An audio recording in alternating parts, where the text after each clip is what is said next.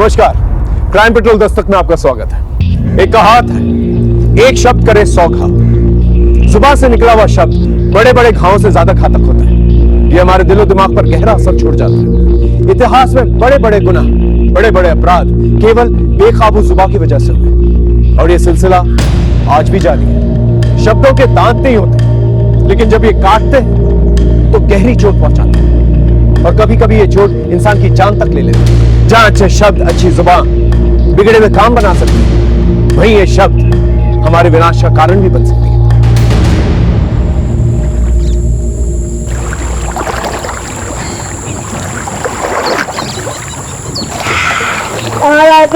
आज तो मजा आ गया। वेरी गुड, जल्दी आ जा।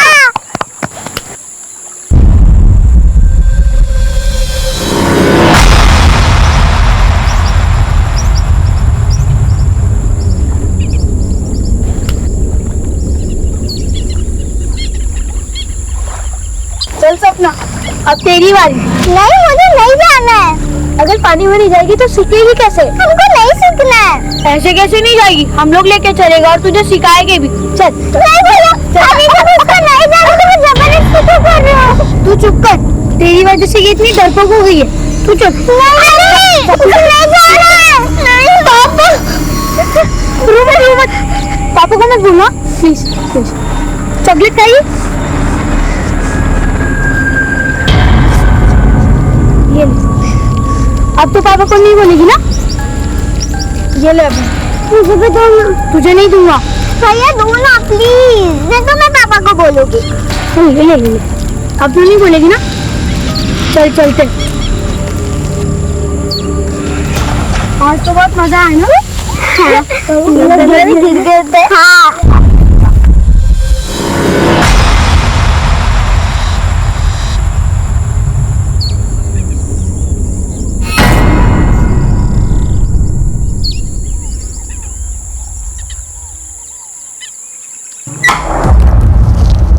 क्या खा रही है? दिखा ना, क्या खा रही है? दीदी चॉकलेट खा रही है। आप भी खाओगे?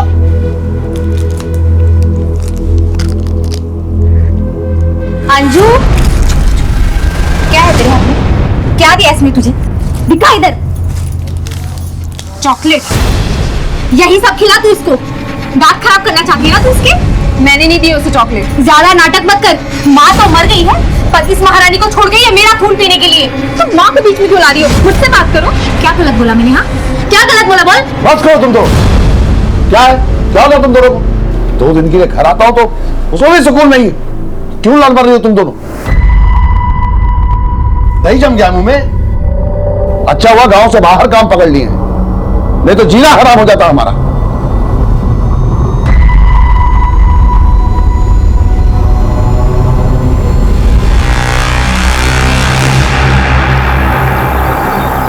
विक्रम, सपना, टिफिन रखो। मम्मी, इसे टिफिन देने का क्या फायदा? सब तो अंजू को खिला देती है। हाँ, जैसे भैया अभय को खिला देते हैं। क्यों? अंजू से दोस्ती नहीं छोड़ी अभी तक? और बच्चे नहीं क्या स्कूल में दोस्ती के लिए? अबे क्या करें, सुबह सुबह बच्चे शुरू हो गए। तुम लोग करो जल्दी। समझाओ इन्हें। चलो, स्कूल के लिए लेट हो रहा है। अच्छा ठीक है, अब से नहीं बोलूंगा पापा को। मुझे नहीं पता, तुमने अंजू के बारे में बोल दिया। पर पापा को बोलो क्या कि तुम नहाने जाते हो तालाब में? किसी ने सुन लिया तो घर में कंप्लेन कर देंगे। क्या बोला तुम लोगों ने? तालाब पे गए थे?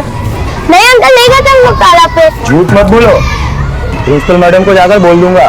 प्लीज अंकल, प्रिंसिपल को मत बोलना ना। नहीं बोलूंगा, लेकिन तुम लोगों को हमारे लिए एक काम करना पड़ेगा।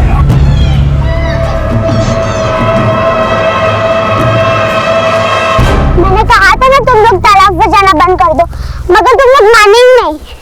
अगर मैडम ने घर पे फोन किया तो पापा हमको बहुत मारेंगे। और आज मैडम ने होमवर्क भी बहुत ज्यादा दिया है। वही ना यार, कितना होमवर्क देते हैं। हमने को भी बहुत दिया है ना विक्रम? विक्रम, विक्रम, विक्रम भैया, विक्रम, विक्रम कहाँ है तू? विक्रम कहाँ है? कहाँ है विक्रम? विक्रम, विक्रम, विक्रम, विक्रम, मुझे एक बहुत अच्छी चीज मिली है, चलो तुम्हें दिखाती। अंजू तू घर जा। पर भैया अन्नू ना। ज्यादा अंजू की रट मत लगा, अगर तुझे चलना है तो चल, वरना घर जा। चला बे। रुको भैया, मैं भी आ रही हूँ।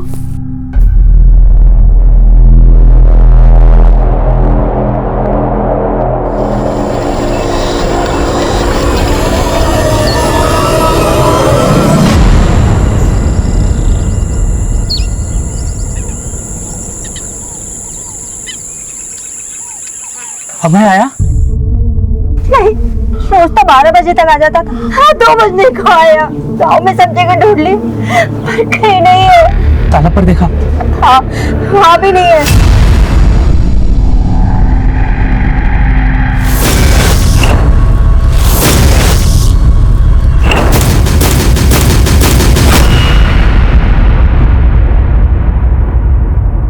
अंजू बेटा अभय कहाँ है? अंजू बेटा, अभय तुम्हारे साथ स्कूल से आया था क्या? बोलो ना, क्या चाहिए आप लोगों को? क्या हुआ? जी वो अभय घर पर नहीं आया अब तक। हाँ तो आप लोग उससे क्यों पूछ रहे हो? अरे उसकी तो खुद की तबीयत खराब है। अगर पूछना है तो जाकर विक्रम से पूछो कि अभय कहाँ है।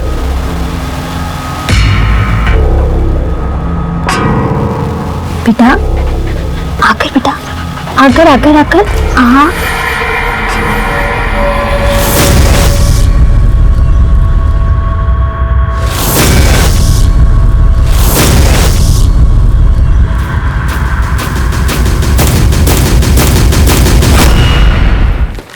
विक्रम और सपना आ गए क्या? आपको भी नहीं मिले? अभय आया क्या? क्या अभय भी घर नहीं लौटा? विक्रम और सपना भी घर नहीं लौटे? आखिर तीनों चले कहाँ गए?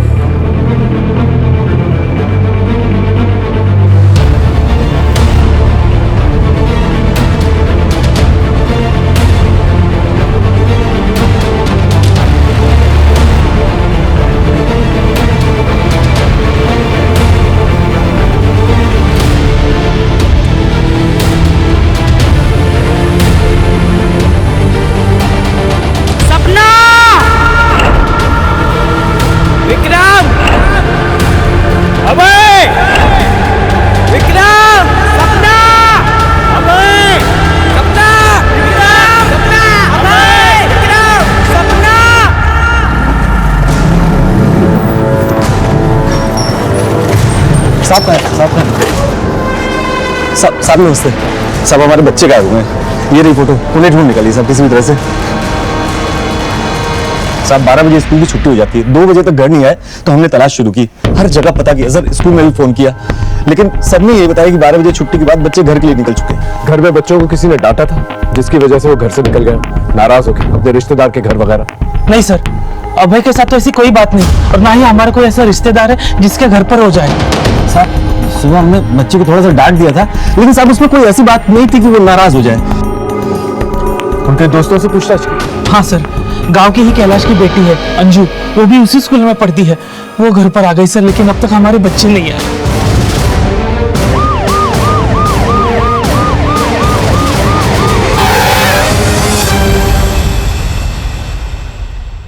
बेटा आपको पता है आपके दोस्त कहाँ हैं?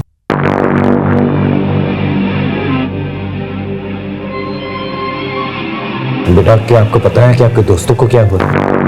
कहाँ है वो? अंजू बेटा क्या हुआ? कुछ बोल ना अंजू।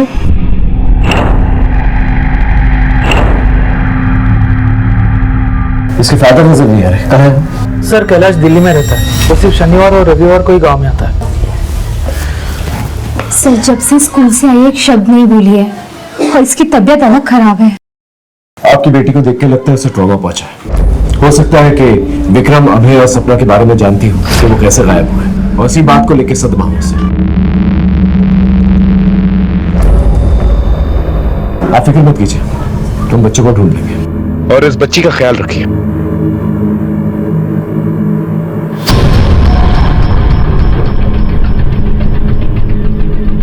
मनीष, तीन बच्चों का गायब होना कोइंसिडेंस तो हो नहीं सकता। एक काम करो मनीष, इस एरिया के जितने भी हिस्ट्री शीटर्स हैं ना, उन्हें उठाकर लेके आओ, और इस गांव से स्कूल तक जितने भी रास्ते जाते हैं उन सबको सर्च करो, शायद कुछ मिल जाए। Sir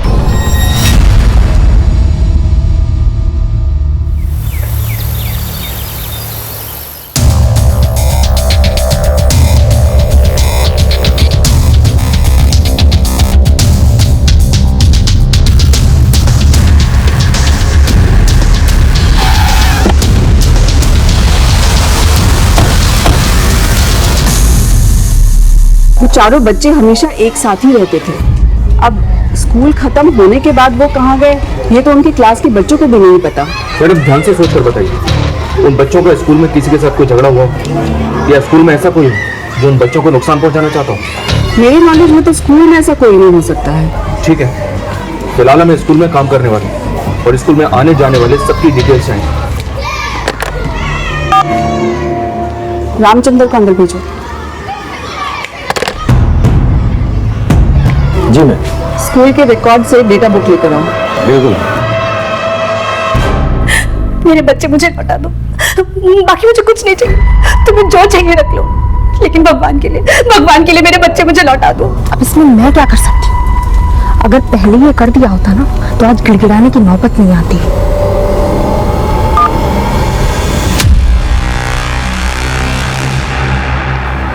sir. हाँ मनीष सर, मैं स्कूल के एम्प्लॉयज का बैकग्राउंड चेक कर रहा था तो पता चला कि स्कूल का प्यून रामचंद्र उन्नाव के राजस्पुर थाने का हिस्ट्री शीटर है, रिपीटेड सेक्सुअल ऑफेंडर है, 2-3 बार जेल भी जा चुका है। और सर हमें स्कूल में देखने के बाद से ही आ गए बिना किसी को कुछ बताए। अभी मोबाइल भी स्विच ऑफ है उसका। राजस्पुर थाने को कॉन्टैक्ट कर और इस रामचंद्र को ट्रैक कर। सर अंजू की तबीयत कैसी है? बात करने लायक हुई? उसकी माँ से बात हुई अभी सर, उसने बताया अंजू की तबीयत ठीक नहीं है। तो वक्त हमारे पास कम है, ऊपर से बच्चों का कोई सुराग भी नहीं मिल रहा। Excuse me sir. हेलो, हाँ बोलो।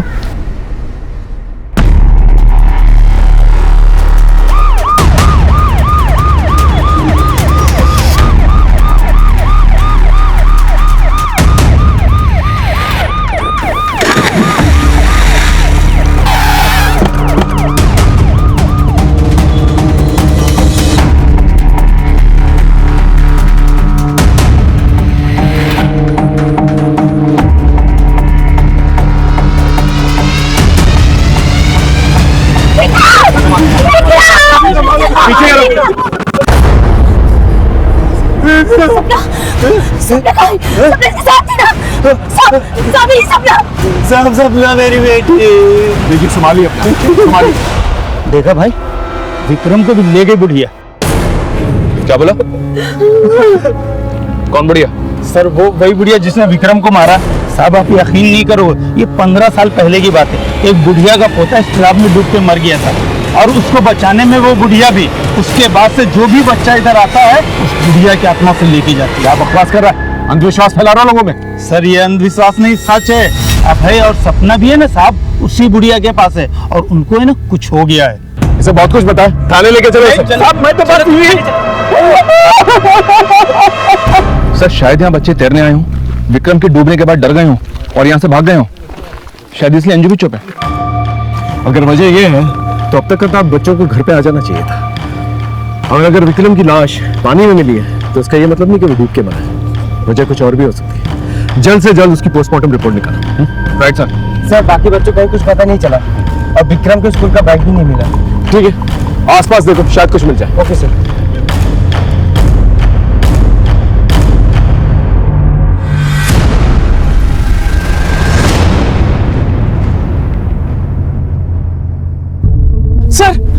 सर मेरा अभय, सर मेरा अभय कहाँ है सर? हाँ देखिए, गोताखोर अपना काम कर रहे हैं, जैसे कुछ पता चलता है हम आपको बताएंगे। सर गोताखोर क्या बात कर रहे हैं सर? मेरा अभय अच्छे तरीके से तैर सकता है, वो कैसे डूब सकता है सर? नाटक करता है तू। तेरे बेटे के चक्कर में मेरा बेटा मरा, बताओ। हमें क्या पता सपना कहाँ है? अरे हमारा बेटा भी गायब है। गायब नहीं हुआ, तूने छुपा के रखा है उसे। तेरे बेटे के चक्कर में मेरा बेटा मरा है। अगर मेरी सपना कुछ हुआ ना, मार डालूंगा तुझे। संभालो से, पीछे लेके जाओ, पीछे लेके। तो इधर तुम कल हिसाब क्यों लगाना? सर देवेंद्र को अभय और विक्रम का साथ पसंद नहीं था। देख जगदीश, अंतिम बार कह रहा हूँ, अपने बेटे को मेरे बेटे से दूर रख। मैं अपने बेटे को पढ़ाई करने इसलिए नहीं भेजता कि तेरा बेटा दिन भर इसे आवारागर्दी सिखाता रहे। कितनी बार बोला तुझे विक्रम का साथ छोड़ दे, क्यों सुनता नहीं है तू मेरी? चल विक्रम। फिर कुछ दिन तक वो लोग अलग अलग रहते थे, फिर साथ में घूमना शुरू करते थे। सर आप खुद ही बताइए, मेरा अभय भी तो गायब है। सर अब विक्रम को देखकर सर मुझे मेरे अभय के बारे में डर लग रहा है सर। ये केस मिसिंग बच्चों से शुरू हुआ था। लेकिन लाश मिलने के बाद इंक्वायरी को एक झटका लगा, क्योंकि ये केस बच्चों से जुड़ा हुआ था। हमने इंक्वायरी को एक नई दिशा दी। भले अपराध की ये कहानी गसिया गांव में लिखी जा रही थी, लेकिन इसके कुछ पन्ने दिल्ली में भी छप रहे थे।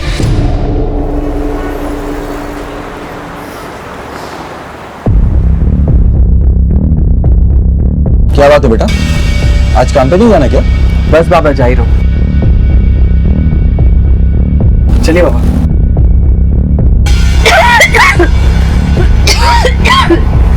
सूरज, ये ले, ठीक से जाना। चलो चलता हूं।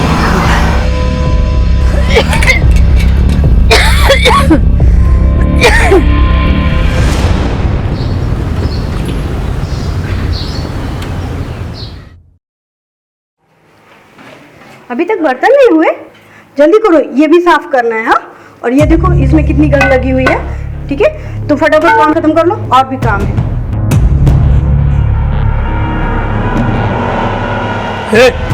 ये सब क्या है? ठीक से साफ कर। अंधा है क्या?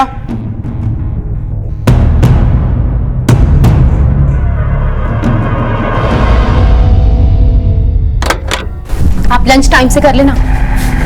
मैं तो करूँगा, तुम अपना ख्याल रखना। Bye bye.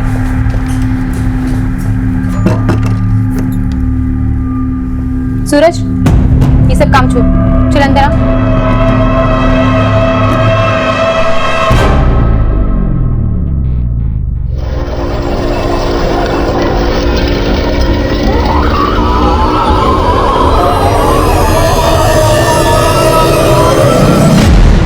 सर, मैं इस देवेंद्र के दुश्मनी के एंगल को खंगाल रहा था, तो पता चला कि कुछ ही दिन पहले इस देवेंद्र का झगड़ा हुआ था।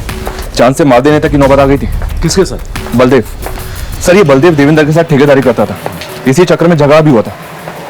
एक बात और है सर, जिस दिन बच्चे गायब हुए थे उस दिन देवेंद्र ने एक नंबर पे बात की थी, जो कि देवेंद्र के झगड़े को देखते हुए काफी अनयूजुअल है।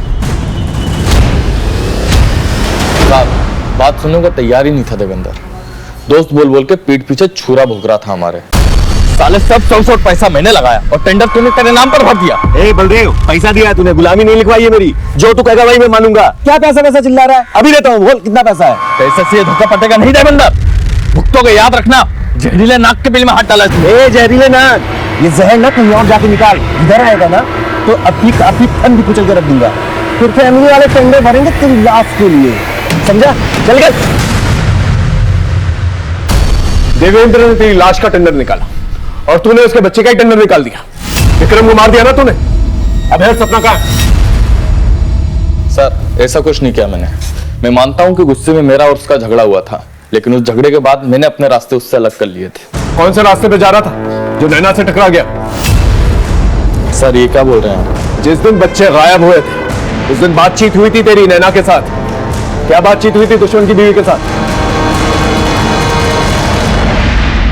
हाँ सर, मैंने बलदेव को फोन किया था। अपने पति की तरफ से मैं माफी मांगती हूँ, लेकिन मेरे बच्चों को लौटा दीजिए। हाँ, आपका जो भी नुकसान हुआ है ना, मैं कैसे भी करके भर दूंगी, लेकिन भगवान के लिए मेरे बच्चों को लौटा दीजिए। मुझे लगा कि बलदेव देवेंद्र को सबक सिखाने के लिए सब कर रहा है, इसलिए मैं अपने बच्चों की भीख मांग रही थी कि मेरे बच्चों को छोड़ दो, लेकिन उसने नहीं छोड़ा। आप भी हंसते मेरे बच्चे।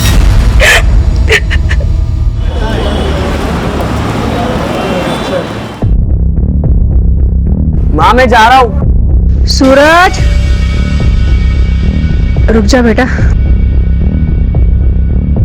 ये ले, कल भी तूने खाना नहीं खाया था, आज खा लेना। आप चिंता मत करो माँ, ठीक है? अपना ध्यान रखो, और हाँ, दवाई टाइम टू टाइम लेते रहना।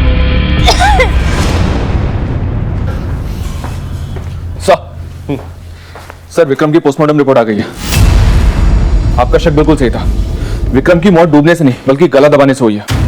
और इतना ही नहीं सर, उसे मारने से पहले बेहोश करने के लिए सेडेटिव्स दिए गए थे। पहले किडनैप, फिर विक्रम की लाश का तालाब में मिली, और अब ये मर्डर। ये केस रोज नया रंग बदल रहा है। अगर हम ये मान भी लें कि ये सब कुछ माँ बाप की दुश्मनी की वजह से हुआ है, तो सोचने वाली बात यह है कि ये तीनों बच्चों को एक साथ क्यों किडनैप किया गया? हो सकता है कि देवेंद्र और जगदीश का कोई कॉमन एनिमी जो उन्हें चोट पहुंचाना चाहता। मनीष, हमें केस की रफ्तार को तेज करना है। हर एक गुजरते सेकंड के साथ अभय और सपना की जान को खतरा है। अंजू ने कुछ कहा? नहीं सर, आज सुबह ही उससे मिलने के लिए गया था, वो कुछ भी नहीं बोली, उसकी हालत वैसी की वैसी है।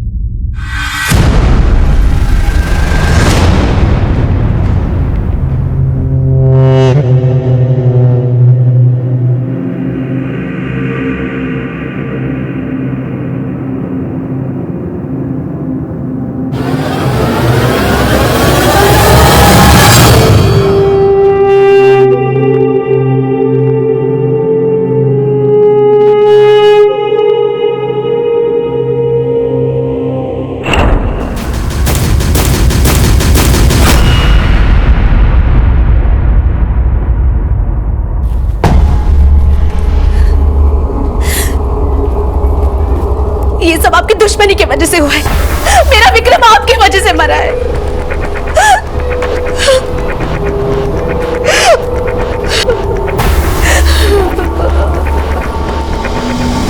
देख कैलाश, मेरा बेटा मरा, तेरी बेटी को मालूम है उसके साथ क्या हुआ था?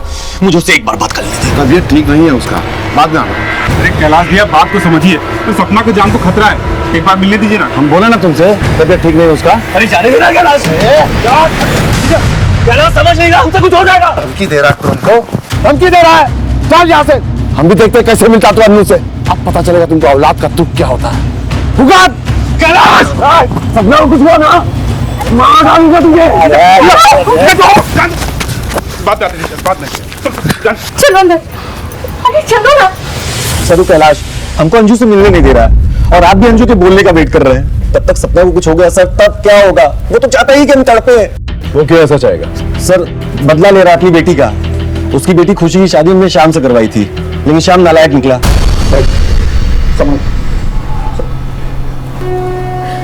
शाम दिखा दी अपनी औकात। साले गांव की पंचायत में तेरी एक हड्डी टूटेगी। शादी के पहले तो बड़ा सीधा बनता था। ओ ससुर जी, तुम्हारे बेटे ने वो हूर की परी नहीं है जो इसके लिए मैं खुद को बदलूंगा। मैं हमेशा से ऐसा ही था और ऐसे ही रहूंगा मैं। और मैं कुछ झूठ मूठ नहीं बोल रहा। तू झूठ बोल रहा है ना, तू ये बोल रहा है। सर शादी के मामले में तो सब लोग थोड़ा बहुत सच झूठ बोलते ही हैं सर।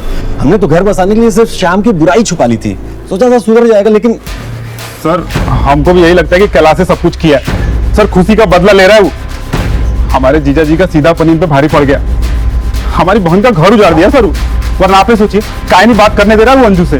सर ये बात पक्का है, अंजू ने कैलाश को ये सब करते हुए देखा है, इसीलिए तेरी सहमी है और इसी कारण से उससे मिलने नहीं दे रहा आपको कैलाश। झूठ बोल रहा है साला। उस कुत्ते ने जानबूझ के हमारी बेटी को खड्डे में ढकेला उस नशेड़ी शाम के साथ। उसने पूरी बात नहीं बताई आपको। देख शाम, ये शादी का मामला है, कोई मजाक नहीं है कि जब जी में आया छोड़ दिया। तुम मुफ्त में नहीं करवाई थी शादी, पैसा और काम दोनों दिया था इसे, तब जाके करवाई शादी।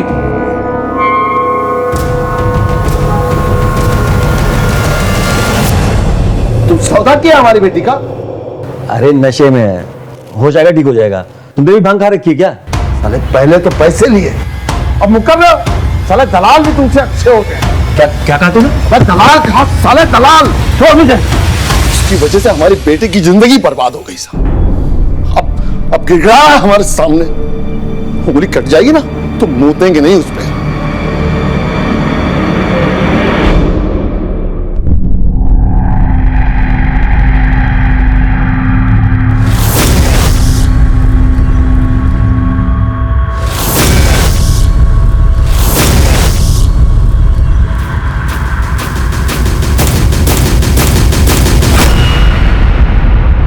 देवेंद्र की बेटी सपना गायब है, कैलाश की बेटी अंजू कुछ बोल नहीं रही है और ये दोनों के दोनों एक दूसरे को ब्लेम कर रहे हैं। मुझे तो दोनों के दोनों फ्रॉड लगते हैं। इन दोनों के बैकग्राउंड चेक करो। लेकिन सर गायब तो अभय भी है। हो सकता है अभय सिर्फ इसलिए गायब क्योंकि मौका वारदात में वो विक्रम और सपना के साथ था और उस वक्त क्या हुआ था इसका जवाब सिर्फ अंजू ही दे सकती है।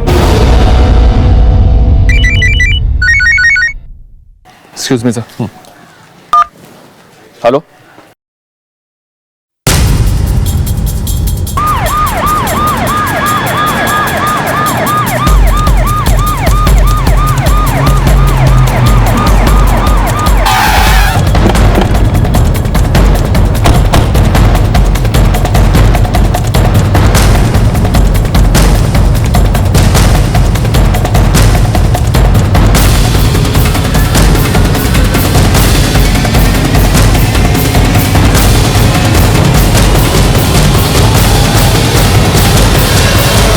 दिया ना, हमारे बच्चे को मार दिया ना।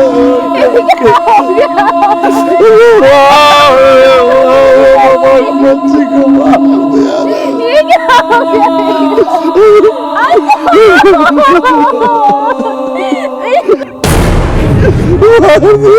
हमारे बच्चे को मार।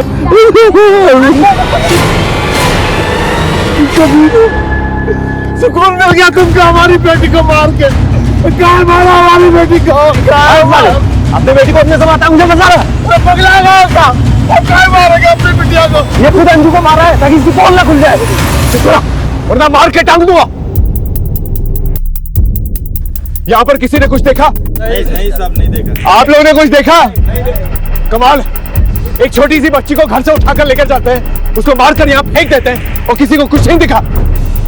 साहब खुद को कैसे देख सकता है कोई?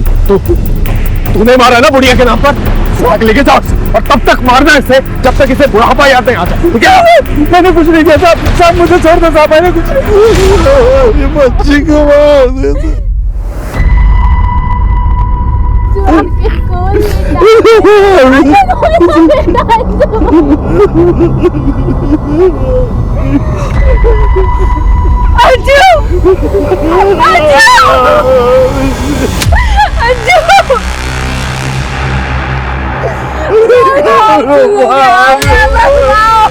ये कौन?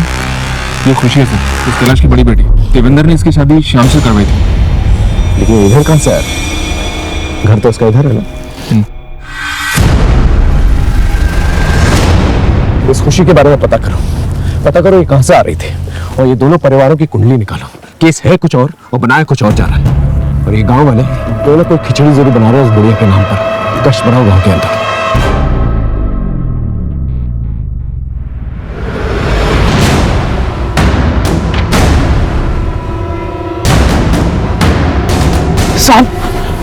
साहब मेरा अभय साहब, कहीं किसी ने उसके साथ ऐसा ही कुछ?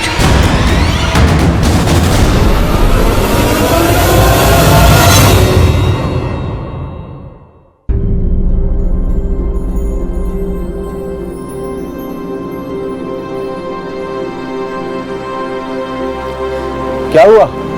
यहाँ क्या कर रही हो तुम? सूरज रात से घर नहीं आया, उसका फोन भी नहीं लग रहा है। क्या? The number you are trying to call is currently switched off. Phone तो बंद जा रहा है। साहब सूरज घरों में काम करता था। कल किसके घर काम करने गया था? ये तो नहीं बताया उसने। उसका मोबाइल नंबर से? जी साहब। शुक्ला, उसका मोबाइल नंबर लो और सारी डिटेल्स निकलो। सब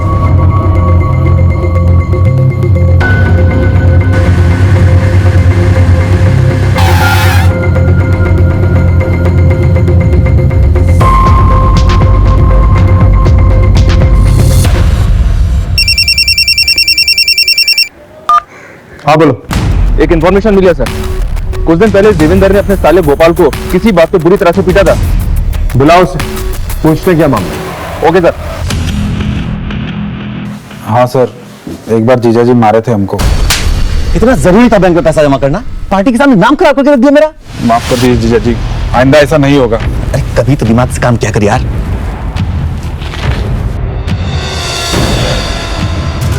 साहब गलती हमारा ही था, दोस्तों के साथ पीने बैठ गए थे और वहीं सारा पैसा खर्च दिया।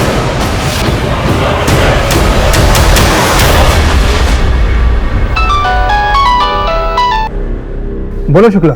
सर, इस लड़के सूरज ने कहीं भी 2 या 3 दिन से ज्यादा काम नहीं किया है। ये कैसी नौकरी है? उस लड़के के और डिटेल्स निकलवाओ और अपने खबरियों को अलर्ट करो।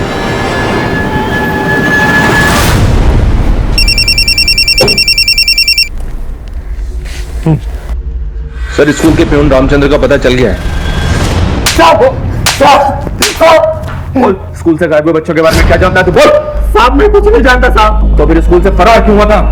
साहब मैं उस दिन अपने दोस्त को लूट कर निकला था, तो मुझे लगा आप लोग उसी की केस के सिलसिले में मुझे उठाने के लिए आए, इसलिए मैं वहां से भागा था साहब। साहब बच्चे जाते हैं तालाब पर, तो मैं उन्हें सिर्फ डरा धमका कर 10-20 रुपया लेता हूँ अपने बीड़ी तंबाकू के खर्च के लिए। बाकी साहब मैं ये सब काम नहीं करता हूँ। साहब आपको यकीन ना हो तो मेरे मामा को फोन करके पूछ लियो, मैं नहीं पता साहब। सर। हाँ मनीष। स्कूल का प्यून रामचंद्र हमें लखनऊ में मिल गया था। यहाँ लाकर उसकी जमकर तोड़ाई की। क्या बोला? कुछ नहीं सर, एक ही बात कर रहा है कि वो बच्चों के बारे में कुछ नहीं जानता। उसका कहना है कि वो अपने मामा के घर पर ही था। हालांकि अपने ऊपर लगे लूट के सारे इल्जाम उसने कबूल कर लिए। ठीक है, उसके मामा के घर से क्रॉस चेक करो और जिस थाने में उसका केस चल रहा है उन्हें इन्फॉर्म करो। Okay sir.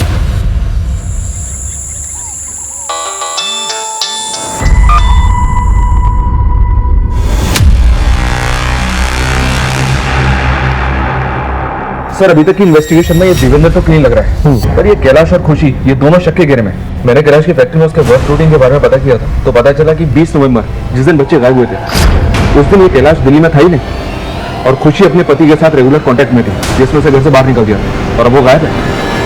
ठीक है, उसे उठा के ले और पूछो दोनों के बीच में क्या चल रहा था। तब तक कमिश्नर साहब के साथ मीटिंग है, वो खत्म करके आता हूं। सर मैं ये बात समझ गई थी कि मेरा असली घर मेरे पति का है और श्याम को भी अपने किए पे पछतावा था, पर मैं ये बात जानती थी कि पापा श्याम के लिए कभी नहीं मानेंगे, इसलिए हम चुपचाप निकलना चाहते थे। और उस दिन अंजू की मौत के दिन भी मैं उसी से मिलने गई थी। जिस पति ने तुम्हें अपने घर से निकाल दिया उसी पति के घर में तुम फिर से जाना चाहती थी? सर मैं अपनी सौतेली माँ के तानों से तंग आ चुकी थी। माँ तो मर गई है पर इस महारानी को छोड़ गई है मेरा खून पीने के लिए, और इसलिए तुमने अपना बदला ले लिया और उसकी बेटी को मार दी? नहीं सर, मैं ऐसा सोच भी नहीं सकती। उल्टा अंजू की तो मेरे ऊपर एहसान थे। उसने पापा को श्याम के बारे में सब कुछ बता दिया। पापा दीदी को बचा लो, जीजू उनको बहुत मारते हैं। मगर जब पापा को पता चला तो वो मुझे अपने साथ घर ले आए, और अगर मैं घर नहीं आती तो श्याम कभी नहीं सुधरता। और ये सब कुछ अंजू की वजह से हुआ। अंजू की वजह से श्याम को मेरे दूर होने का एहसास हुआ। श्याम गायब है? पता नहीं सर, उसका फोन बंद है। इसका मतलब अंजू ने शाम की पोल खोल दी। हो सकता है सर खुशी सही कह रही है। अभी कुछ कहा नहीं जा सकता मनीष, लेकिन हाँ ये पॉसिबल है कि अंजू ने शाम की पोल खोली, इसलिए शाम ने अंजू को मारकर अपना बदला पूरा कर लिया और साथ ही साथ कैलाश को सबक भी सिखा दिया।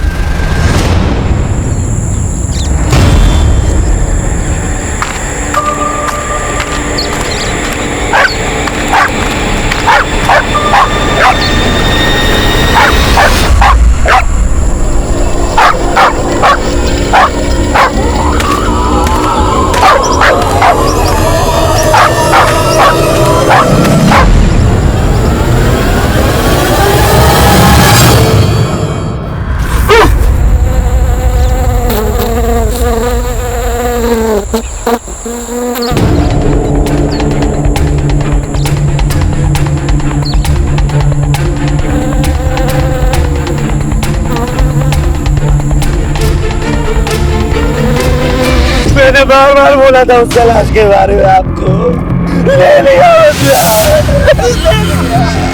नितिन, इस कैलाश की कोई डिटेल्स निकलवाओ तुरंत।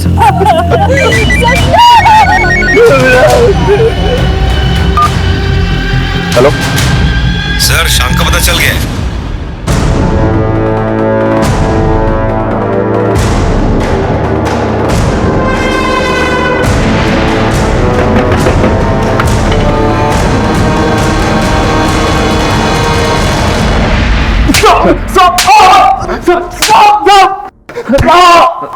बोल, क्या कहानी है तेरी? कैसी कहानी की बात कर रहे हो? मैं कोई गुमराह भी नहीं कर रहा आप लोगों को। मैं तो काम से बाहर गया था, मेरा मोबाइल पानी में गिर गया था। अंजू ने तेरा पर्दा फाश किया तो तूने अंजू को मार दिया है? और कैलाश से बदला भी ले लिया? क्यों? मैं किसी को मारूंगा तो और सर अगर मैंने मारा होता तो क्या मैं आपको घर पे ऐसे मिलता? अभी आपको यकीन नहीं होता, मेरे कंपनी में फोन करके पूछ सकते, मैं उनके काम से ही बाहर गया था। इसको अंदर ही रखो और अच्छी तरह से तोड़। सर ये सूरज की कॉल डिटेल्स हैं। ये इन दिनों किसी मिट्टू नाम के आदमी के संपर्क में था जो दिल्ली में एक बड़ा सख्त सर्किट चलाता है और इस वक्त फरार है। अपनी टीम को अलर्ट करो, मुझे किसी भी कीमत पे मिट्टू चाहिए। सर कैलाश की कॉल डिटेल्स आ गई हैं। 20 नवंबर को वो दिल्ली में नहीं अपने गांव में ही था। उठा लिया उसको।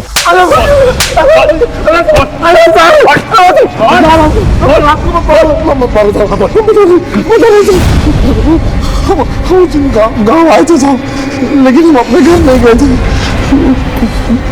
क्योंकि हमारे घर में बहुत अशांति रहती है साहब। हमारी बीवी और बेटी बहुत लड़ते हैं साहब। तुम माँ को बीच में क्यों ला रही हो? मुझसे बात करो। क्या गलत बोला बोल? बात करो तुम तो। इसलिए हमको बहुत टेंशन होता है साहब। तो वो औरत को गिर जाते हैं सर। मैं अपनी बेटी का घर बचाने का ढोंग कर रहा था कि तेरा दामाद जो है तेरी बेटी का ख्याल नहीं रखता, और तो खुद क्या मिसाल कायम कर रहा अपनी बेटी के लिए। साहब हमें एक बार फिर से कह रहे हैं साहब, इस सब देवेंद्र किया है साहब। चुप! तू हमें बताएगा कि गुनाह किसने किया किसने नहीं। बंद करो इसे। साहब हम क्या कह रहे हैं साहब? ये केस यहाँ मुरादनगर थाने में हमारे लिए मुश्किलें पैदा कर रहा था, ऊपर से हम पर दबाव भी बना हुआ था। मुजरिम को अक्सर ये लगता है कि वो गुनाह करके निकल जाएंगे और पुलिस वाले उनका कुछ भी नहीं बिगाड़ पाएंगे, लेकिन वो ये भूल जाते हैं मुजरिम एक हो या टोली, कानून का हर एक सिपाही उन पर नजर रखा हुआ है। उनकी किस्मत उनका साथ जरूर देती है, लेकिन किस्मत तो किस्मत है, किस्मत हमारा भी साथ देती है।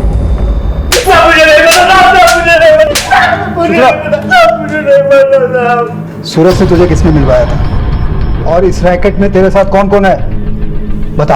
अब मुझे कुछ नहीं पता। मैं ही बेचता था।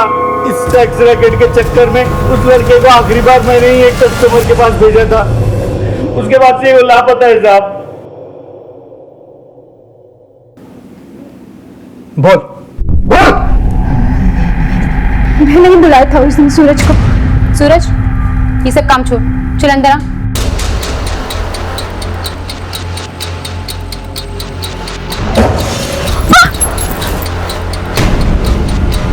क्या हो रहा है? अरे मैंने पूछा क्या हो रहा है? वो मैडम ने बुलाया था, मैंने कुछ नहीं। उसकी लाश को बिशनपुरा के जंगल में ठिकाना लगाया था साहब। सूरज तो फिर भी उम्र में बड़ा था सर। मिट्टू तो मेरी सहेलियों के पास छोटे छोटे बच्चों को भेजा करता था। सूरज से तुझे किसने मिलवाया था, और इस रैकेट में तेरे साथ कौन कौन है?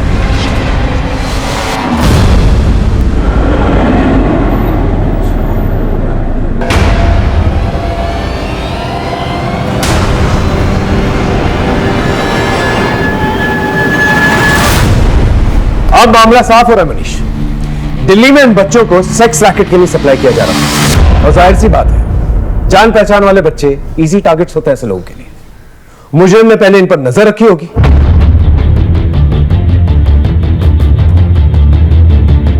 और बाद में इनका भरोसा जीता होगा।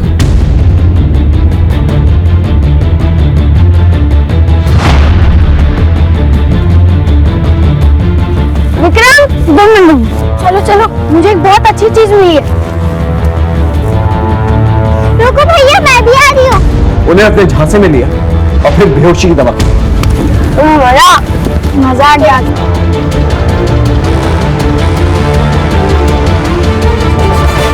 अगर ये ट्रैफिकिंग का ही मामला है सर, तो वो लोग बच्चों को लेकर क्यों नहीं गए, उन्हें मार क्यों डाला?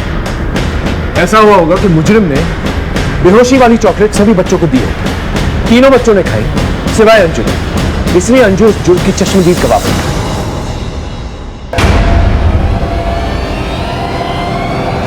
अब इस ड्रामे पे पर्दा गिराने का वक्त आ गया। मनीष सर,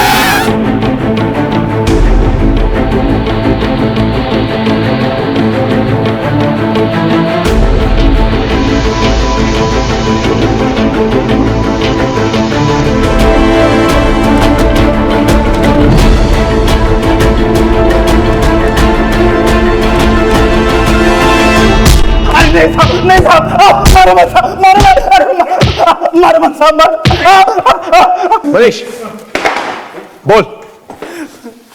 बता रहे साहब, हम अपनी पत्नी छाया से बहुत प्यार करते थे, लेकिन काम धंधा ना होने की वजह से वो हमको छोड़ के जा रही थी, लेकिन हमको पूरा उम्मीद था कि हमारा जीजा हमारी मदद करेगा साहब। लेकिन सही किया तुमने, बिल्कुल सही किया। जब तुम इसे छोड़ के जाओगी, इसे अकल आएगी, ये कमाना शुरू करेगा। क्या क्या घूर रहा है? घूरने से कुछ नहीं होगा, तेरी भलाई के लिए कह रहा हूं। जरा सोच कि बच्चे होते क्या खिलाता तू, भूखों मरते वो। छाया तुम जाओ, और जब इसे अकल आ जाएगी, कमाना शुरू करे, तब वापस आना। छाया चली गई, लेकिन उसको वापस लाने के लिए हमको काम धंधा शुरू करना था, लेकिन हमारे पास पैसा ही नहीं था साहब। हमारे जीजा के पास बहुत पैसा था, लेकिन भीख मांगने की आदत पड़ गई इसे। अब तुम ही मुझे बता दो कि एक बार में कितने पैसे दे दूं इसे कि ये दोबारा मुझे तंग ना करे। हमको छाया कोनो कीमत पे वापस चाहिए थी। हमारा जीजा तो हमारी मदद किया नहीं, इसलिए हम दिल्ली चले गए, लेकिन वहां भी हमको कोनो काम धंधा नहीं मिला। तभी मिट्टू हमको सेक्स रैकेट का रास्ता दिखाया।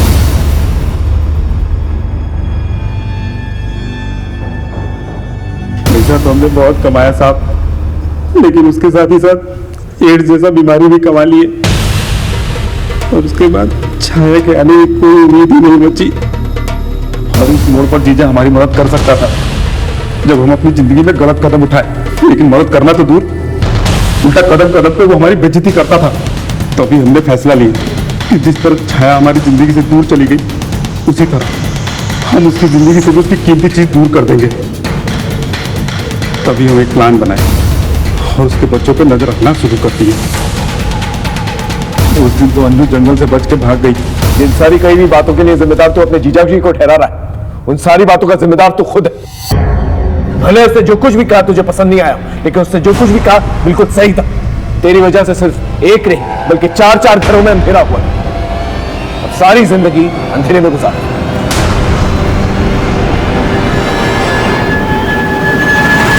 देखा आपने, इंसान के नापाक जज्बात उसे किस हद तक नीचे गिरा सकते हैं। माँ बाप अपने बच्चों के लिए बड़े बड़े सपने देखते हैं, लेकिन यहां माँ बाप ने अपने बच्चों पर नजर तक नहीं रखी, उनके साथ हुए हादसों को नजरअंदाज किया। ये एक बहुत बड़ी दस्तक थी।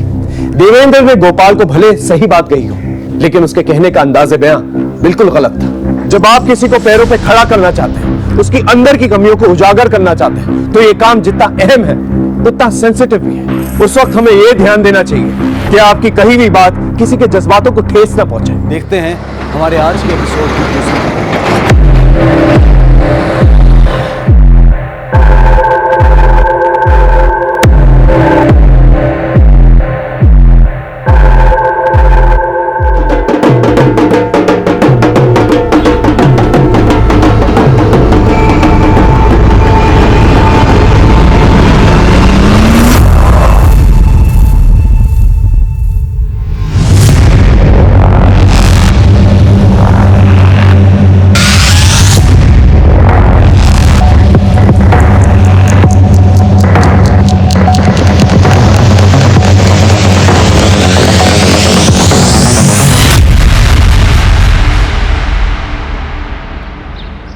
नमस्कार, मैं senior inspector Abhimanyu Jindal crime petrol Dastak में आप सभी का स्वागत करता हूं। मांग और पूर्ति का अंतर किसी भी सामान की कीमत तय करता है। आप सोच रहे होंगे कि इस अर्थशास्त्र का इस केस से क्या वास्ता। असल में इस केस का वास्ता ऐसी बहुत सी बातों से था जो आपको देखने और सुनने में अजीब लग सकती हैं। यह केस हरियाणा बॉर्डर पर बसे राजस्थान के एक नारनौल कस्बे का था, जब मेरी पोस्टिंग वहां प्रताप बाग पुलिस स्टेशन में हुई थी।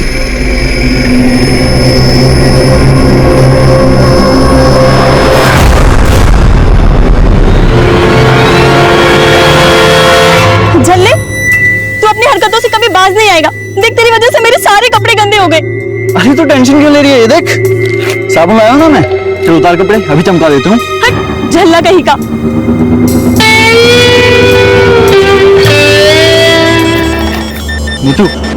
नीतू मजाक कर रहा था यार मैं। तो मैं तुझसे मंडप में ही मिलूंगी। हिम्मत है तो लेकर आ बारात। नीतू लेकिन रुक तो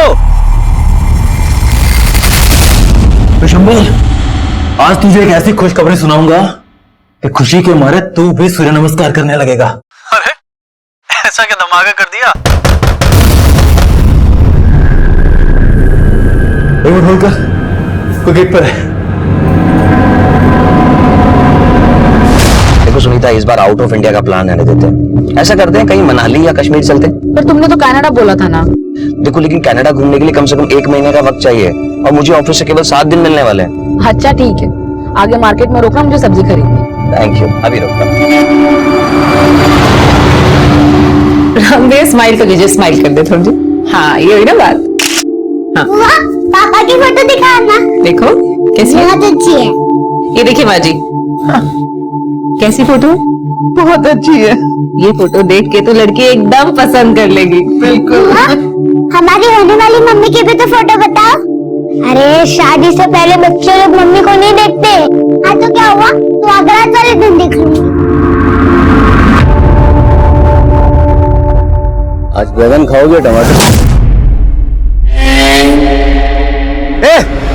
कौन है बे तू? बता दूं कौन? क्या बदतमीजी कर रहा है?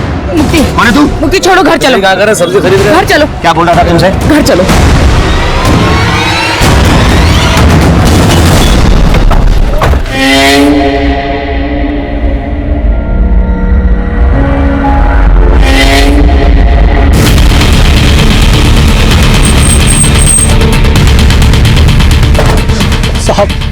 साहब मेरे बड़े भाई भानु को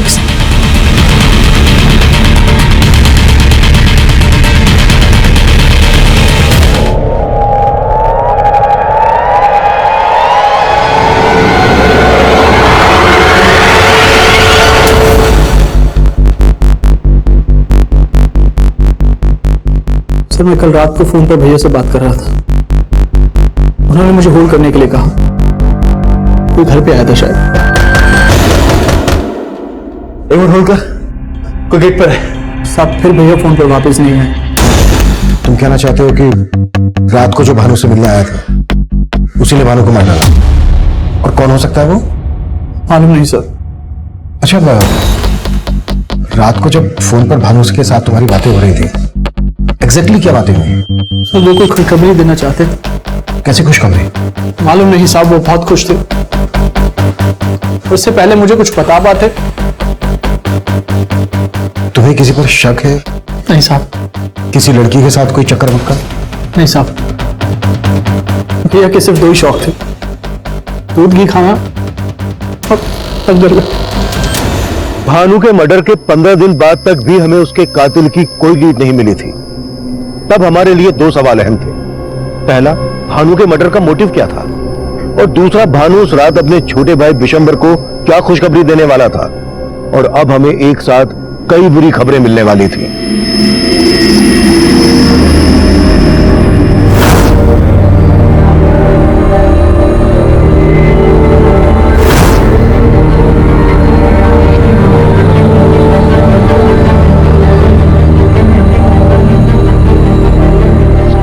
नीतू, शादी में तुझसे करूंगा। मैं तुझसे मंडप में ही मिलूंगी। हिम्मत है तो लेकर आ बारात।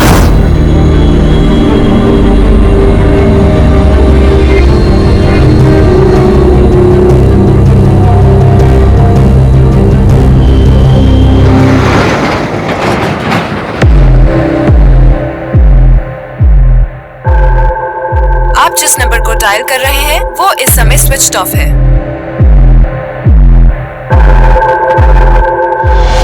अरे भाई सब तो आ गए, ना बस आई ना प्रमिला जीजी आई, पता नहीं कहाँ रह गई।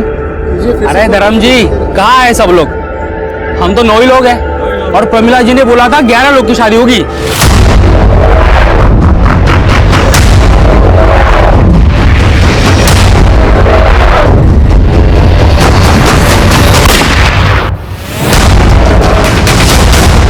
शादी का सीजन आता है तो पूरा दिल्ली एनसीआर चमचमा उठता है और आज तो सिर्फ दिल्ली और एनसीआर में ही रिकॉर्ड तोड़ शादियां हैं। जी हाँ, आज दिल्ली एनसीआर में अलग अलग जगहों पर 520 शादियां हैं और हमारा अगला गाना इसी थीम पे।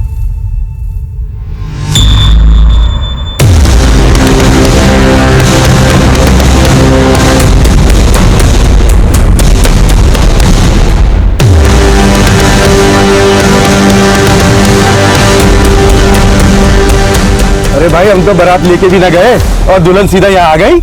घूंघट उठा के देख। रुक, ये मेरी लुगाई है। अरे तुम लोग भारी बहुत से। अरे क्या हुआ?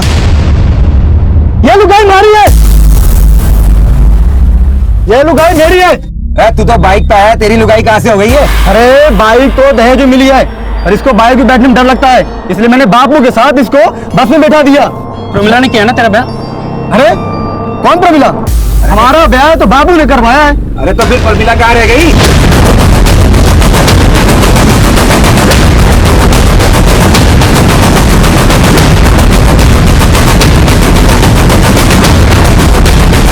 जहाँ से देखा गया था वहां जाके पता करो। सर बड़ी पोस्टमार्टम के लिए भिजवाओ। सर और कुछ जानते हैं उनके बारे में? नहीं।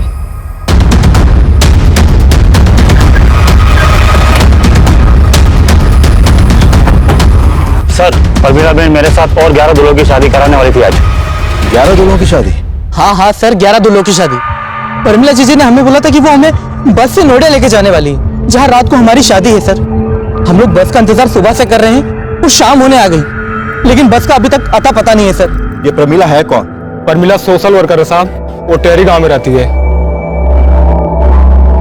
तुमने बोला था कि 11 लोगों की शादी होने वाली थी, ये तो 4 हैं, बाकी कहाँ हैं? बाकी सब लोग प्रमिला जी के यहाँ गए सर, क्योंकि वो बस लेके अभी तक नहीं आई। हमें ये 2 दूल्हों की लाश मिली है। क्या ये लोग भी तुम्हारे साथ नोएडा जाने वाले थे शादी करने? हाँ हाँ सर, ये लोग तो हमारे साथ ही जाने वाले थे, पर ये लोग बस स्टॉप तक तो पहुंचे ही नहीं। सर हमें इन दोनों दूल्हों का एड्रेस बताओ, और ये प्रमिला कहाँ रहती है? दादी पापा मम्मा को लेकर घर कब आएंगे? अरे बेटा अभी तो शादी करने गए हैं, कल सुबह तक ले आएंगे तेरी नई मम्मी को। हाँ ठीक है। सुनिए, रामलाल का घर यही है? हाँ यही है। क्या बात है? हमें हाईवे पर रामलाल की लाश मिली है।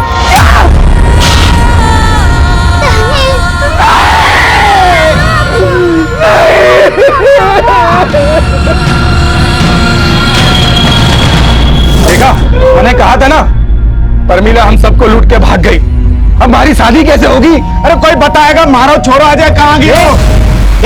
क्या अजय अजय लगा रखा है? वहाँ नोएडा में हमारी दुल्हन हमें राह देख रही होगी, यहाँ प्रमिला नहीं मिल रही, तुझे अजय की पड़ी है? अरे पड़ेगी क्यों ना, हमारा छू रहा है अजय यार। कहाँ गया कोई बता दो। आप में से कोई से जानता है? हाँ साहब, ये तो मारा छू रहा है साहब। पर ये क्यों हो गया साहब? इसकी लाश मिली है हमें हाईवे पे। हमारे छोरे अजय को साहब। इसके साथ हमें एक रामलाल नाम के आदमी की भी लाश मिली है। साहब रामलाल तो हमारे साथ नोएडा आने वाला था। ये क्या हो रहा है साहब? यही तो हम भी जानना चाहते हैं कि हो क्या रहा है। देखो सब कुछ हमें बताओ, ये सामूहिक विवाह का चक्कर क्या है? ये परमिला एक एनजीओ चलाती थी। उसने कहा था अनाथ आश्रम की अनाथ लड़कियों से हम सबकी शादी करवाई गई। हमसे पैसे लिए, हमारे से 40,000 रुपए लिए साहब। क्या 40,000? साहब मुझसे 60,000 रुपए लिए थे उसने। साहब मैंने तो अपना पूरा खेत बेच के 75,000 रुपए दिए थे। पर मैंने भी साहब ढूंढो उसको। आज आप मतलब हमारे पैसे लेके चंपा टोकरी में पैसे लेके। शांति रखिए, हमें बताइए कि प्रमिला यहाँ अकेले रहती थी? नहीं साहब, प्रमिला यहाँ अपने बेटे और चचेरे भाई गुल्लू के साथ रहती थी। प्रमिला का बेटा भी था, और तो पति भी होगा। साहब वो विधवा थी साहब, उसने और गुल्लू ने हमसे शादी के फॉर्म भरवाए और 100 रुपए भी लिए थे फॉर्म के।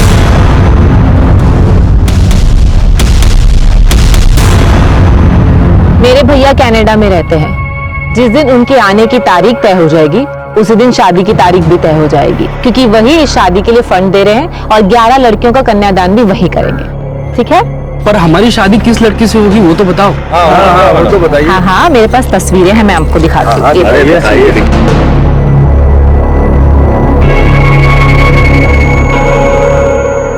मैं तो इससे शादी करूंगा। अरे भाई ये तो मेरी लुगाई है। अरे नाम में क्या रखा है? ये तो हमारी लुगाई बनेगी। पहले मैंने देखा इसको। पागल होगा क्या? ये शादी एक सामूहिक शादी ही नहीं, स्वयंवर भी है। लड़की अपना वर खुद चुनेगी, वो एक एक के पास जाएगी और अपना वर चुनेगी और उसी के साथ उसकी शादी होगी। अरे साहब ये सब छोड़िए, पहले परमिला को ढूंढिए। उसने हम सबकी शादी का सपना तोड़ दिया। बस। आप लोगों ने अभी बताया कि प्रमिला अपने बेटे और भाई के साथ यहाँ रहती थी, फिर उसका एक कनाडा वाला भाई कौन है? साहब उसने इतना ही बोला था, उसका कनाडा वाला भाई उस एनजीओ को चलाता है। शायद उसका मुंह बोला भाई था, हमने कभी देखा नहीं साहब। जब प्रमिला नोएडा में आपको कहां और किस एनजीओ में लेकर जाने वाली थी? ये सब हमको नहीं मालूम साहब। हाँ साहब नहीं मालूम साहब, नहीं मालूम साहब, बिल्कुल नहीं मालूम साहब। सर ये मामला तो कुछ ज्यादा ही पेचीदा लग रहा है। कहीं रामलाल और अजय के मर्डर में प्रमीला और उसके भाई गुल्लू का तो हाथ नहीं, क्योंकि ये तो साफ है कि वो दोनों इन सबको लूट कर भागे। पर इन्होंने बताया कि प्रमिला के घर पर कल शाम से ताला लगा। इसका मतलब प्रमिला और गुल्लू कल शाम से गए और मर्डर तो आज हुए हैं। आपका मतलब प्रमीला और गुल्लू की धोखाधड़ी का मामला रामलाल और अजय के मर्डर से बिल्कुल अलग है? हो भी सकता है। अभी कुछ दिन पहले पासी के गांव में भानु का मर्डर हुआ था। उसके कातिल की अभी तक लीड नहीं मिल पाई है और अभी यहाँ इतना बड़ा। सर पूछताछ में पता चला था कि इस भानु का टहरी गांव में भी काफी आना जाना था। कहीं ऐसा तो नहीं कि भानु के मर्डर का इस कांड से भी कोई कनेक्शन है? हर पॉसिबिलिटीज पे काम करो और कैसे भी करके प्रमिला और उसके भाई गुल्लू का पता लगाओ। मैं इनके घर के सर्च वारंट की परमिशन मांगता हूँ। सुनीता, मैं सपने में भी नहीं सोच सकता था कि तुम मुझे इतना बड़ा धोखा दोगी। अगर मुझे पता होता कि तुम पहले से शादीशुदा हो, मैं शादी नहीं करता तुमसे। तुम भूल रहे हो मुक्ति, मैंने तुम्हें पहले ही बताया था कि मेरा एक दुख भरा अतीत है। तब तुमने क्या कहा था? तुमने कहा था कि तुम्हें मेरे अतीत से कोई लेना देना नहीं है। इसलिए क्योंकि भरोसा था तुम पर। बात पूरी होने तो जा कहां रही हो? लेकिन अब वो तुम्हारी जिंदगी में वापस क्यों आया? हा? मुझे क्या मालूम, बस बाजार में टकराया और परेशान करने लगा। लेकिन तुम्हें मेरी बात का भरोसा नहीं है ना, तो मैं भी तुम्हारा अतीत ही बन जाती हूँ। जीना ही नहीं है मुझे।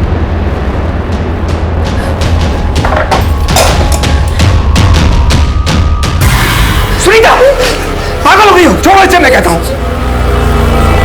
क्या कर रही थी तुम? मैं कभी उसके बारे में बात नहीं करूंगा, मैं प्रॉमिस करता हूं।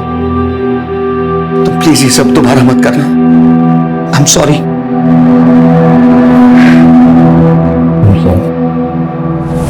ये प्रमीला यहाँ कब से रह रही थी? साहब वो पिछले 6 महीने से यहाँ पे किराए पे रह रही थी। बहुत ही नेक औरत थी। नेक औरत? लेकिन जिन दोनों की वो शादी करवाने वाली थी वो तो उसके बारे में कुछ और ही बोल रहे हैं। उनका तो नहीं मालूम साहब, पर प्रमिला सच में एक समाज सेविका थी। नाम क्या है तुम्हारा? हिमराज। हिमराज, ये क्या कर रहे हो आप? ये मेरा बेटा है। और आप कौन हो? हम यहाँ नहीं आए हैं, यहीं पास में रहने आए हैं। आपका बेटा ऐसे मिट्टी में खेल रहा था, बीमार हो जाएगा, और आपने कोई कपड़े भी नहीं पहनाए इसे। खाने के पैसे नहीं है और आप कमीज पहनाने की बात कर रहे हो। बोलो मेरा बैग देना।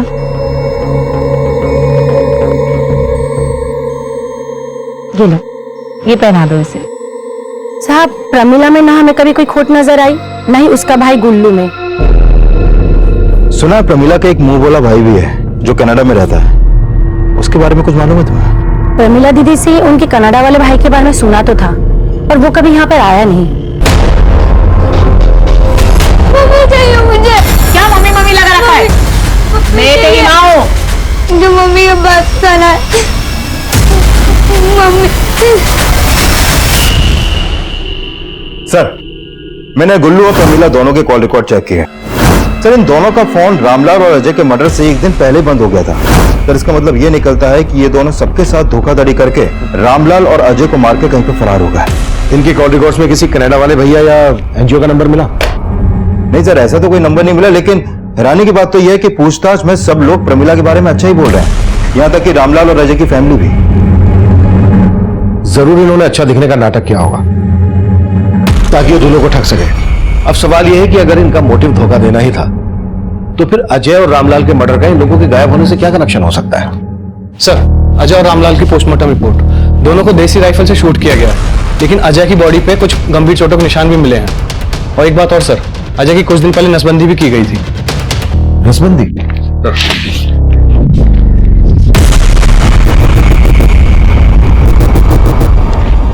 मतलब अजय नसबंदी करवाने के बाद दूल्हा बना? अजय की तो शादी नहीं हुई थी, तो फिर उसने नसबंदी क्यों करवाई? और उसके शरीर पर पुरानी चोटों के निशान?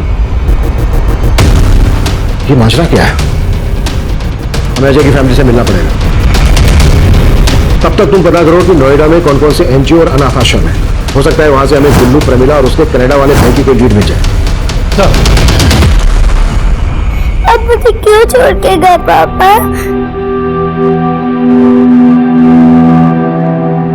कब से कह रही हूँ नहीं बहू लिया। ना तुझे रोटियां सेकते हुए देख पाती हूँ, ना तेरे हाथ की रोटियां गले से उतरती है। बदमाश, दादी की नकल उतारती है। पापा मैं आपकी आरती उतारूंगी जब आप मेरे लिए मम्मी और दादी के लिए बहू लाओगे।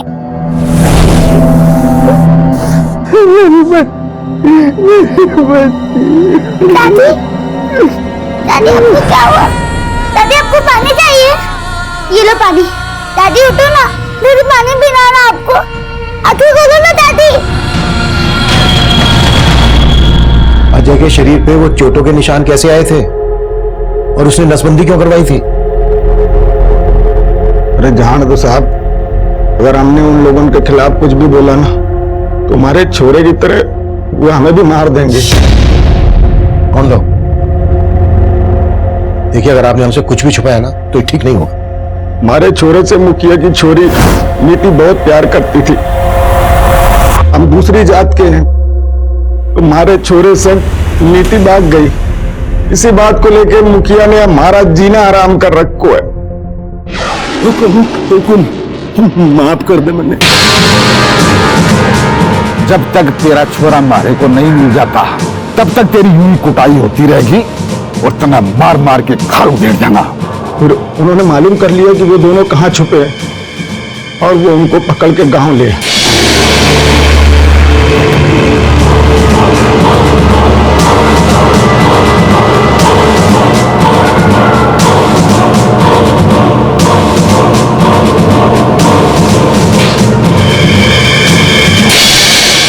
तै मेरी छोरी ने अपवित्र कर दी है। अब देख मैं तेरे साथ क्या करता हूं।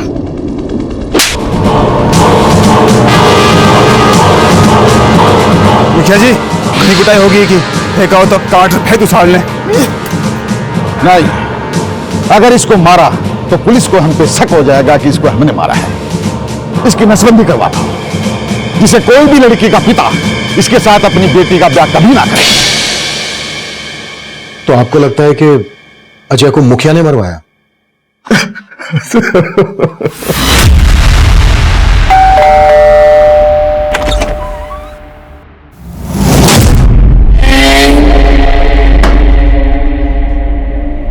क्या हुआ सुनीता, कौन है? अब इतने भी गैर नहीं है।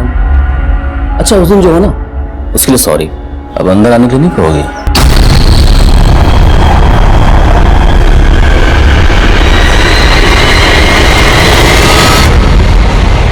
क्या, कहां रह गई? ये क्या बदतमीजी है? कोई तरीका है किसी के घर में आने का? आउट। मैं मनी, सुनीता का पहला पति। सुनीता मुझे सब बता चुकी है, तुम्हारी यहां कोई जरूरत नहीं। कटाओ। इतनी भी जल्दी क्या है मुफ्ती बाबू? एक नजर इधर भी तो देख लो।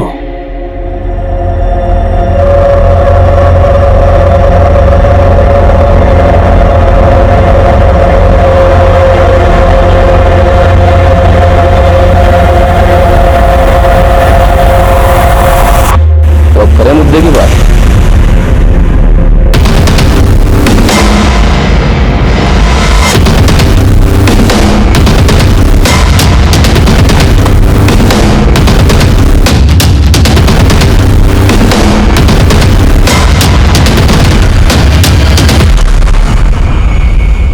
मैंने मेरी छोरी को अजय के चंगुल से छुड़वाया था।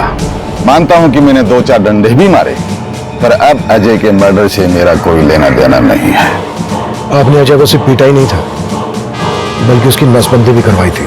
मेरे पास का इतना फालतू समय है, क्या फालतू पैसा है जो मैं उसकी नसबंदी कराऊंगा? और मैंने तो ये भी सुना है कि वो कहीं दूसरी जगह ब्याह भी करने वाला था। तो भला मैं क्यों मारूंगा उसको, बताइए? वो आपकी बेटी से मिला है। वो घर पे नहीं है। तो कहाँ है? अरे साहब, मैंने बोला ना, अजय की हत्या से हमारा कोई लेना देना नहीं है। इसका फैसला हम करेंगे। क्या फैसला करेंगे आप? कोई सबूत है आपके पास कि अजय की हत्या हमने की है? गांव का मुखिया हूं मैं, आप इस हिसाब से मुझे परेशान नहीं कर सकते। जाइए, पहले सबूत लेके आइए, फिर हमसे बात कीजिए। अभी तो हम जा रहे हैं, लेकिन आपके खिलाफ कोई सबूत मिला ना तो छोड़ेंगे नहीं मुखिया जी।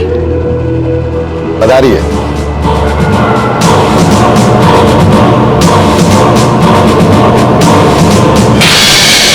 सर, इस मुखिया के तेवर ठीक नहीं लग रहे। ये अजय का परिवार को सबक सिखाना चाहता था। हो सकता है कि इसे पता चल गया हो कि अजय कहीं और शादी करने वाला था और फिर इसने अजय से अपना गुस्सा निकाला। मर्डर तो रामलाल का भी हुआ है। रामलाल के मर्डर के पीछे मुखिया का क्या मोटिव हो सकता है? इस केस को समझने के लिए हमें प्रमिला और प्रमिला के भाई गुल्लू के गायब होने की कहानी भी समझनी पड़ेगी, और प्रमिला के मुंह बड़े भाई जो कनाडा में रहता है उसका चक्कर भी। प्रमिला के घर के सच वारंट का क्या स्टेटस है? सर 2 दिन से कोर्ट बंद था, आज मिल जाएगा। गुड।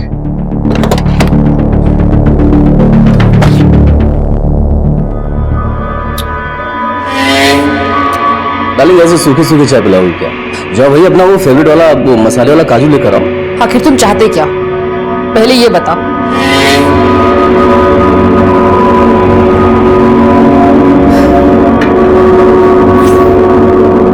क्या है मुक्ति बाबू की ये जो मेरा सब्र है ना, एक बांध है, और इस मोबाइल में जो वीडियो है ना वो नदी का पानी।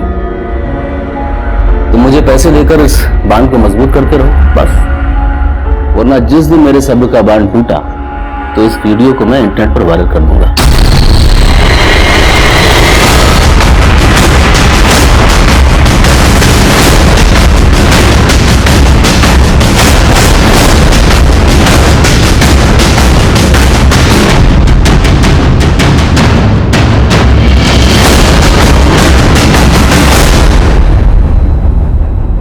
सर, ये तो उन्हीं मर्दों की लिस्ट है जिनकी शादी होने वाली थी, और शायद ये वही लड़कियां हैं जिनसे इनकी शादी होने वाली थी।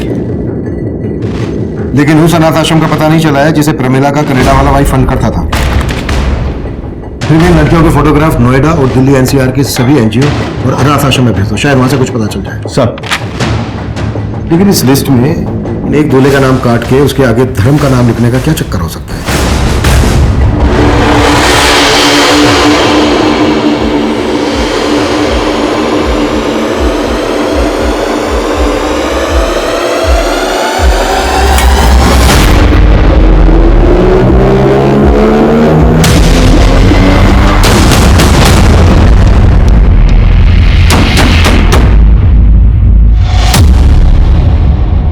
सर, मैंने प्रमिला के घर मिली सभी लड़कियों के फोटोग्राफ्स दिल्ली और नोएडा पुलिस हेडक्वार्टर को भिजवा दिए हैं। और सर मैंने चेक किया कि प्रमिला के भाई गुल्लू और प्रमिला का कोई भी क्रिमिनल बैकग्राउंड नहीं है। लेकिन सर हमने आसपास के गांव में भी पता किया तो सामने आया है कि उस गांव में 20 दूल्हे और भी हैं जो शादी करना चाहते थे, लेकिन प्रमिला ने सिर्फ 11 लोगों को एंट्री दी। यानी प्रमिला जेन्युइनली 11 लोगों की शादी करवाना चाहती थी, अपनी जेन्युइन होने का दिखावा कर रही थी। सर, दूल्हों की लिस्ट में जिसका नाम काट कर धर्म लिखा गया था, मैंने उसके बारे में पता किया।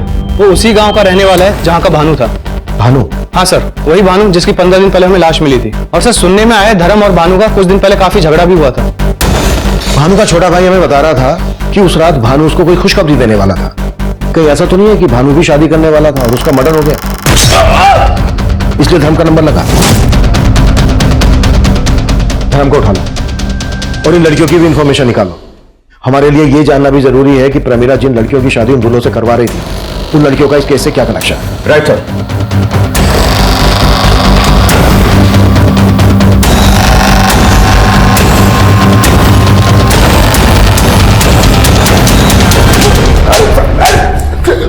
अब बोल, भानु के मर्डर से क्या लेना देना है तेरा? और जय और रामलाल को किसने मारा? सब मेरा क्या लेना देना होगा? रामलाल और अजय की तरह मैं भी दूल्हा बना था। ये भानु का नाम काट के तेरा नाम लिखा गया ना? हमारा नंबर आरएसी में था, इसलिए इसमें लिखा है। आरएसी जैसे रेल का होता है, भानु मर गया तो हमारा नंबर लग गया था बस। विजय, कबूलनामे पे इसके साइन लो। तीनों मर्डर इसने खुद कबूल किया है, ये लिखना मत भूलना। नहीं साहब, मैंने तीनों को नहीं मारा, मेरा तो बस एक।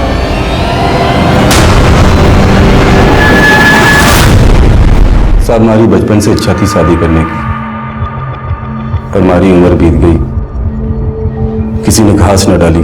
प्रमिला जीजी का पता चला तो आशा की किरण जाग उठी, पर उनका कोटा फुल हो गया था। अब सारे फार्म खत्म हो गए हैं, सिर्फ 11 लड़कियां ही हैं शादी के लिए। और मैं शादी करने के लिए बड़ी से बड़ी कीमत देने को तैयार था, इसीलिए मैंने प्रमिला जीजी के भाई को पटाने की सोची। गुल्लू भाई, बस तुम्हारा आरएसी कंफर्म करा दो। तुम कहो ना तो 50,000 रुपए देने को तैयार हूं मैं। ना भाई, अगर मैं रिश्वत लूंगा तो प्रमिला जिज्जी नाराज हो जाएगी। पर हमारा आरएसी कंफर्म कैसे होगा? धर्म, RAC मतलब रिजर्वेशन अगेंस्ट कैंसलेशन। अगर किसी का टिकट कैंसिल करा सकते हो तो करा दो, तो तुम्हारा RAC क्लियर हो जाएगा। साहब प्रमिला जीजी पहले ही भानु और रामलाल का नंबर लगा चुकी थी,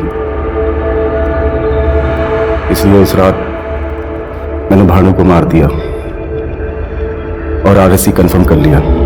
लेकिन साहब अजय और रामलाल के खून में मेरा कोई लेना देना नहीं है। सर धर्म के बयान से तो लग रहा है कि यह कांड कोई वेटिंग लिस्ट वाला दूल्हा ही कर सकता है। शायद जिन दूल्हों का नंबर नहीं मिला उसी में से किसी ने रामलाल और अजय को मार दिया। अगर मोटिव यही था तो कोई अजय और रामलाल का मर्डर शादी वाले दिन ही क्यों करेगा? सुना है कि जब से मुखिया की बेटी उस अजय के साथ भागी है तब से उसकी बेटी का भी कुछ अता पता नहीं है। तो पता करो और मुखिया पे नजर रखो। सर दौसा पुलिस का फोन था।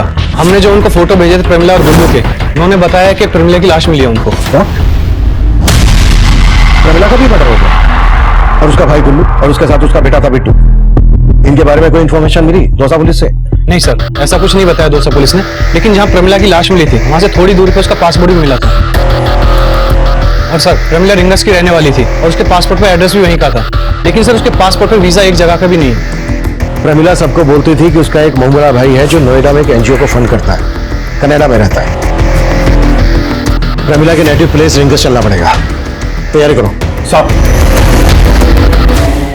साहब प्रमिला मेरी बेटी थी, वो नोएडा नौकरी के लिए गई थी। नोएडा क्या नौकरी करने गई थी?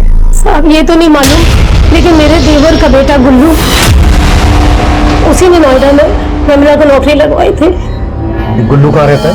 वो नोएडा में कहीं रहता है, लेकिन एड्रेस नहीं मालूम। प्रमिला का एक मंगोला भाई था जो कनाडा में रहता था। साहब उसका सिर्फ एक ही भाई था, वो भी चचेरा, गुल्लू। और प्रमिला का पति वो कहाँ रहता है? कौन पति साहब? प्रमिला अपने बेटे बिट्टू के साथ पिछले 6 महीने से नारनौल में रह रही थी।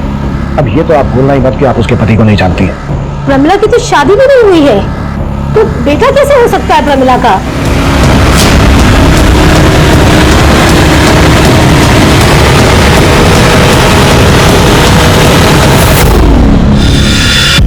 बेटे 6 महीने उधर क्या रह के आया? मुझे भूल गया? मैं तेरी असली मम्मी हूँ। वो मम्मी भी अच्छी थी, बबली की तो दूसरी मम्मी आने वाली है, मुझे भी दूसरी मम्मी के साथ रहना है। हमने भानु के मर्डर की गुत्थी तो सुलझा ली थी, लेकिन अजय, रामलाल, प्रमिला का मर्डर केस अभी भी हमारे लिए पहेली बना हुआ था। हमें प्रमिला के भाई गुल्लू की तलाश थी और उसकी तलाश में हमने अपना खबरी नेटवर्क नारनौल, दौसा, रिंगस, नोएडा और दिल्ली में हर जगह फैला रखा था। पर प्रमिला के घर से जिन 11 लड़कियों के फोटोग्राफ्स मिले, उनमें से किसी भी लड़की का किसी अनाथ आश्रम या एनजीओ से जुड़े होने का पता नहीं लग पाया। हम मान रहे थे कि वो फोटोग्राफ्स फर्जी होंगे जो उन दोनों को ठगने के लिए इस्तेमाल किए गए होंगे, पर तभी हमें दिल्ली से एक चौंका देने वाली खबर मिली। सर ये फोटो एक शैलजा नाम की लड़की की है, दिल्ली की मायापुरी की रहने वाली है और मायापुरी पुलिस स्टेशन में इसकी मिसिंग कंप्लेंट भी दर्ज हुई थी। मतलब ये लड़की शैलजा भी गायब? हाँ सर। सर दिल्ली पुलिस तो इसको विक्टिम मान के ढूंढ रही है और इसकी फैमिली के खिलाफ भी पुलिस को कुछ नहीं मिला। इनफैक्ट पुलिस का कहना है कि इसकी फैमिली काफी जेन्युइन है, लेकिन जब मैंने अपने केस की बात की तो वो भी सोचने पड़ गई। प्रमिला की मां को लग रहा था कि प्रमिला नोएडा में जॉब कर रही थी। कहीं ऐसा तो नहीं है कि इस लड़की शैलजा का भी कोई इसी तरह का इतिहास हो? हम इसे हल्के में नहीं ले सकते, हमें शैलजा से मिलना होगा। इस केस की दिल्ली पुलिस से सारी डिटेल्स ले लो। सर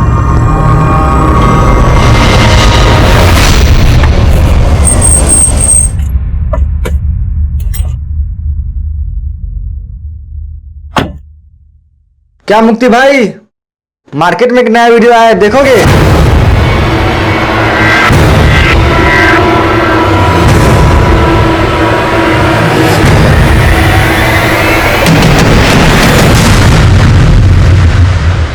सुनीता, सुनीता,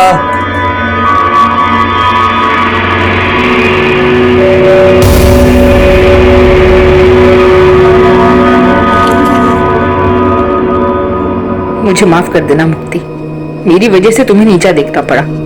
उस मनी ने मुझे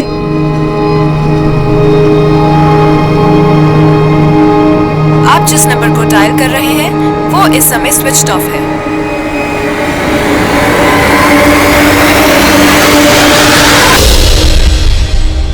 सर दिल्ली पुलिस से शैलजा मिसिंग केस की फाइल मिली है सर। इसकी मिसिंग कंप्लेंट रामलाल और अजय के मर्डर से 2 दिन बाद फाइल हुई थी और दिल्ली पुलिस से पता चला है कि शैलजा के फोन पर हरियाणा के एक नंबर से लगातार कॉल हो रहे थे और जब हमने इस नंबर की डिटेल्स निकाली तो पता चला कि यह नंबर इस रवि का है। रवि? हाँ सर, ये रवि उन्हीं 11 दूल्हों में से एक है सर। और शैलजा उन्हीं 11 लड़कियों में से एक है जिनकी प्रमिला और गुल्लू उन दूल्हों से शादी करवा रहे थे। लेकिन ये रवि शैलजा को फोन क्यों कर रहा था? मुझे उठा लो रवि। सर, ये रवि 3 दिन से फरार है। सर, अभी उसे एक इन्फॉर्मेशन मिली है गुल्लू की। वो अपने दोस्त के घर पे नोएडा में छिपा है। सर,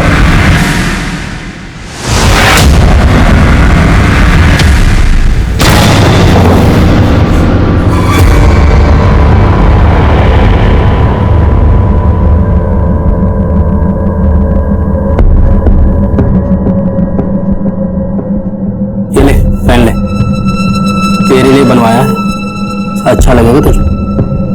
अरे तू टेंशन क्यों ले रही है? तू तो मेरी होने वाली नुगाई है ना। पहन ले, एक बार पहन ले, बोला ना पहन ले।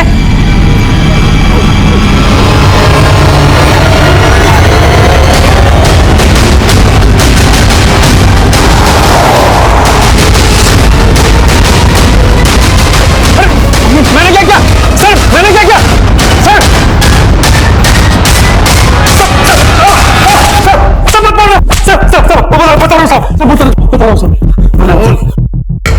प्रमिला के भाई गुल्लू ने बयान दिया कि उसका प्रमिला, अजय और रामलाल के मर्डर में कोई हाथ नहीं है। गुल्लू ने यह भी खुलासा किया कि प्रमिला यह काम किसी और के इशारे पर कर रही थी और उसने बच्चे को किराए पर लिया था। हमने बिट्टू की असली मां को भी इन्वेस्टिगेट किया पर कुछ हाथ नहीं लगा। वहीं उन 11 दुल्हनों में से एक दुल्हन शैलजा और दूल्हा रवि गायब थे और अब इस केस में एक और घुमाव आया। सर, रवि की एक टिप मिली है। उसका एक घर जज्जर में भी है, वो वहीं पे छिपा है।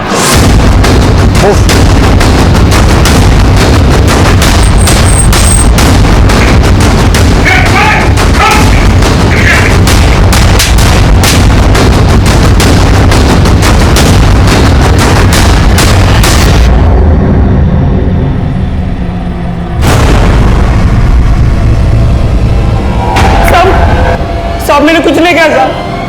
साहब मैं सच बोल रहा हूँ साहब। साहब साहब साहब साहब मैंने कुछ नहीं किया साहब। साहब मैं सच बोल रहा हूँ साहब। साहब बोलता साहब बोलता साहब मैंने जो भी किया वो मेरी शादी ना होने की वजह से किया साहब। प्रमिला से धोखा खाने के बाद मैंने अपनी शादी के जुगाड़ में मैट्रिमोनियल साइट पर सर्च मारा था साहब। वहां पे मुझे शैलजा का फोटो और प्रोफाइल दिखी थी साहब। मैं तुरंत पहचान गया कि शैलजा उन्हीं 11 लड़कियों में से एक थी जिनके साथ हम लोग शादी करने वाले थे साहब। शैलजा का फोटो सोशल नेटवर्किंग साइट पे था तो मैंने उसे वहां पे फ्रेंड रिक्वेस्ट भेजी और मैट्रिमोनियल साइट पे भी। वहां से मुझे उसका मोबाइल नंबर भी मिल गया तो मैंने उसको फोन किया तो वो बोली कि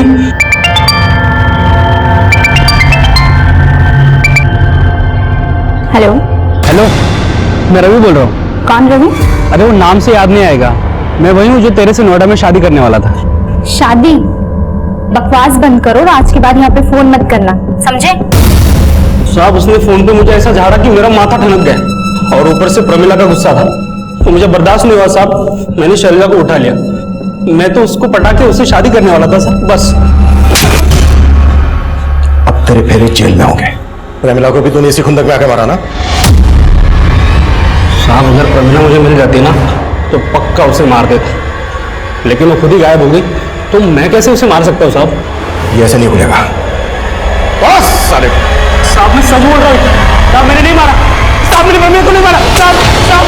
हमने जल्द ही प्रमिला के सोशल नेटवर्किंग अकाउंट का पता लगा लिया। हमें यह भी पता चला कि शैलजा समेत उन 11 लड़कियों के फोटोग्राफ्स अलग अलग सोशल नेटवर्किंग साइट से निकाले गए थे जिनसे प्रमिला का कोई कनेक्शन नहीं मिल रहा था। लेकिन प्रमिला के सोशल नेटवर्किंग अकाउंट में एक और मौजूद फोटो ने हमारा ध्यान खींचा। तो मैंने प्रमिला के सोशल नेटवर्किंग अकाउंट में मौजूद लगभग सभी लोगों का पता किया और उसमें से मैंने इस औरत को जीरो डाउन किया। तो प्रमिला के अकाउंट में इस औरत का नाम स्वीटी है। लेकिन जब मैंने चेक किया कि ऐसे ही दिखने वाली एक औरत ने करीब 1.5 साल पहले ग्वालियर में अपने पति के खिलाफ डोमेस्टिक वायलेंस का केस दर्ज किया था और उसके बाद अचानक से गायब हो गई। लेकिन सर उस औरत का नाम मंदाकिनी था। मंदाकिनी? और यहाँ पर स्वीटी। सर एक और औरत थी जो बिल्कुल ऐसी दिखती थी, उसका नाम था सुनीता। करीब 1.5 साल पहले अजमेर में उसकी मिसिंग कंप्लेंट दर्ज हुई थी। लगता है प्रमिला के मर्डर का रहस्य हमें मंदाकिनी और स्वीटी और सुनीता से पता चलेगा। अजमेर और ग्वालियर के केसेस भी समझने पड़ेंगे। सर सुनीता सिर्फ सुनीता ही है और उसको किसी और ने नहीं, उसके पहले पति ने गायब किया है सर। पहला पति कौन? मनी? हाँ सर, मनी नाम है उसका। और वो सुनीता को ब्लैकमेल कर रहा था और सुनीता आपके घर से गहने जेवर लेकर फरार हो गए। उसके पहले पति से मिलना चाहेंगे? विजय,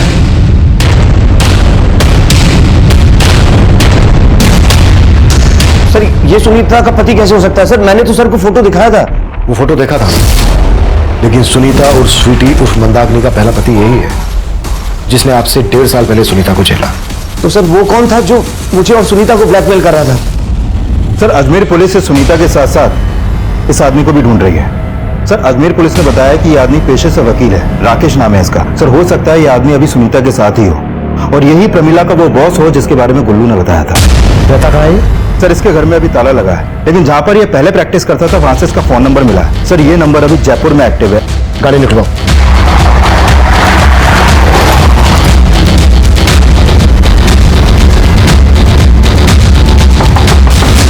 रूम सर्विस।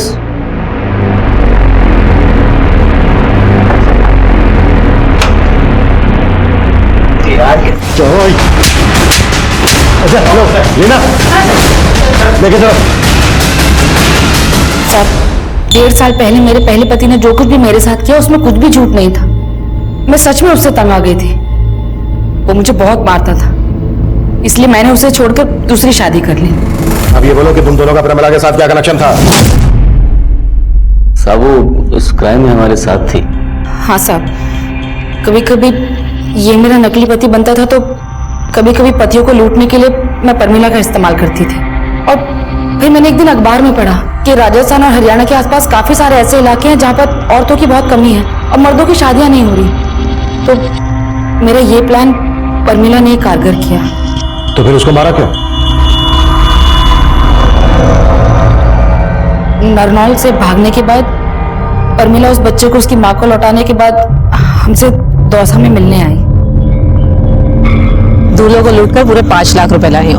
हाँ तो आइडिया तो मेरा ही था ना, सारी मेहनत तो मैंने की, मैंने जाके उल्लू बनाया, इसलिए 1-1 लाख तुम लोगों को मिलेंगे और पूरे 3 लाख मेरे। ये चीज पहले तय हो चुकी थी कि पैसे बराबर तीनों में बटेंगे, समझी? इधर ला।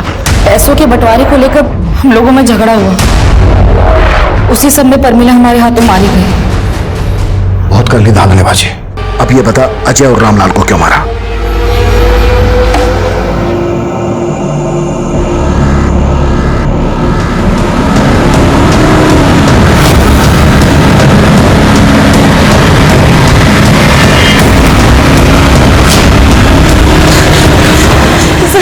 सर मेरा नाम नीति है, मुझे आपको कुछ बताना है।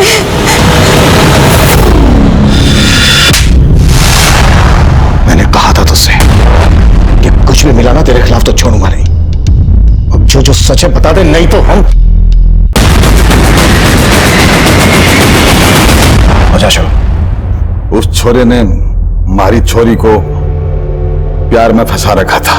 इतना कुछ होने के बाद भी वो छोरा दूसरा ब्याह करने जा रहा है तो मेरा खून खोल उठा।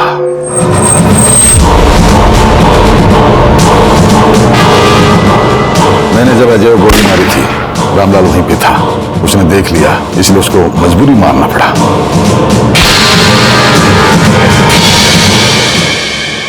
हमारे आसपास हो रही घटनाओं को लेकर हम सभी का नजरिया अलग अलग होता है, पर अपराधी की फितरत ऐसी होती है कि जो खबर समाज को संदेश दे रही होती है वो उसका इस्तेमाल भी अपने फायदे के लिए ही करता है।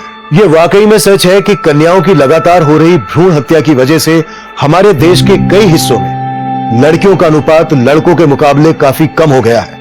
यह केस फिर से संदेश दे रहा है कि अपराध हमेशा अपराध को ही जन्म देता है। लड़कियों को जन्म लेने से पहले ही मार देना यह समाज के लिए विनाशकारी है। लड़कों और लड़कियों का भेद मिटाकर दोनों को बराबर का हक देना आज के स्वस्थ समाज की सबसे बड़ी जरूरत है। अब मैं सीनियर इंस्पेक्टर अभिमन्यु जिंदल आप लोगों से विदा लेता हूं। आपसे फिर मुलाकात होगी एक नए केस के साथ। देखते रहिए क्राइम पेट्रोल दस्तक। मकसद बताना नहीं, बचाना है। क्राइम पेट्रोल के ऐसे ही मजेदार एपिसोड्स देखने के लिए हमारे चैनल को सब्सक्राइब करें